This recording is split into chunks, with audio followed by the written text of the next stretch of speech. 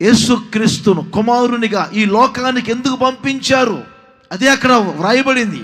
యేసుక్రీస్తు ద్వారా తన దృష్టికి అనుకూలమైన దానిని మనలో జరిగించాలని. అందుకే యేసుక్రీస్తు ఈ లోకానికి సశరీరుడిగా వచ్చారు. 33.5 సంవత్సరాలు ఆయన జీవించారు. ఎన్నో సుబోధలు చేశారు, ప్రార్థనలు చేశారు. చెవిటివారు విన్నారు, మగవారు మాట్లాడారు, గుడ్డివారు చూపు పొందారు, కుంటివారు లేచి నడిచారు, కుష్ఠరోగులు శుద్ధులయ్యారు. ఆయన సుబోధల చేత అనేకులు పాపముల నుంచి విడుదల పొందారు. చివరిగా యేసుక్రీస్తు శిలువ వేయబడి, గాయపరచబడి, రక్తం కార్చి, పురాణం పెట్టి 3వ దినమున మృతులలో నుండి తిరిగి లేచారు ఆయన.